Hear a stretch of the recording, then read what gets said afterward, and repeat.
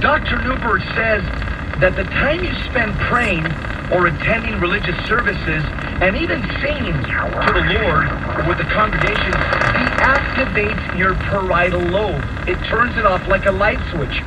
So this helps you to forget yourself and your problems, because the parietal lobe is where ego comes from also.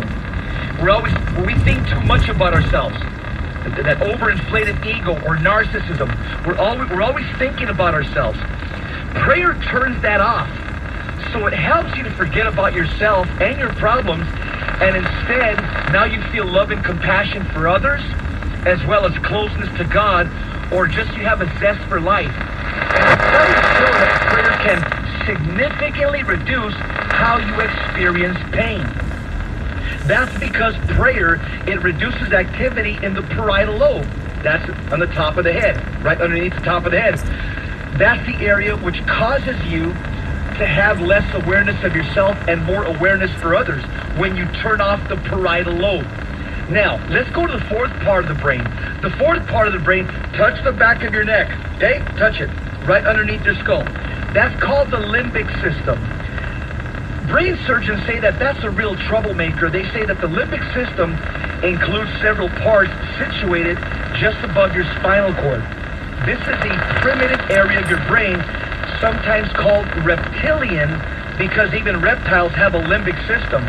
And the limbic system is where negative emotions are produced, such as anger, fear, and resentment, as well as anxiety, depression, and pessimism.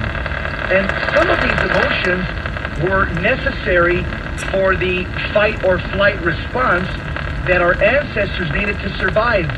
But they have far less value in our modern civilized society, especially when you're mature and living a stable life. So under such circumstances, negative emotions that come from the limbic system will unnecessarily cause physical and emotional harm.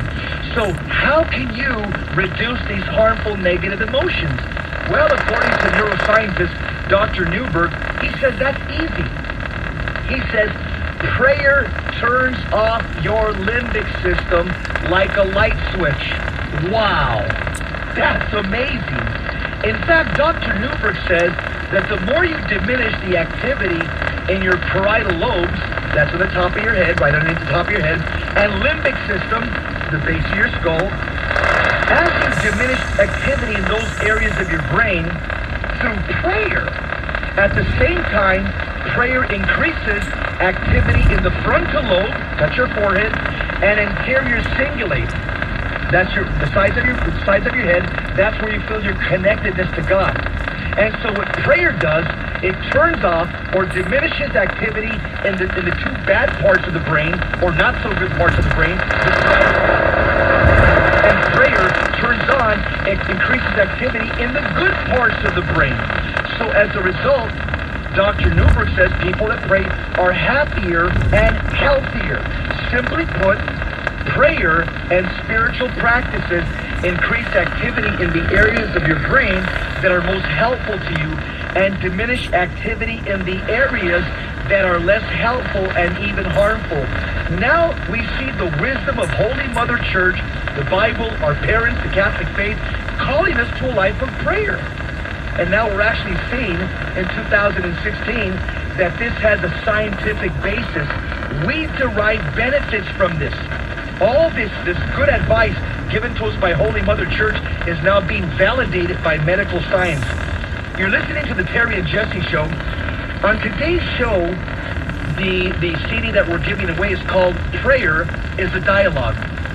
All you do is pay the shipping and handling, but if you want the free CD given by Archbishop Fulton Sheen, or done by Archbishop Fulton Sheen, called Prayer is a Dialogue, call 877-526-2151, 877-526-2151. I also want to mention that this Saturday, my brother Johnny and myself, we're doing the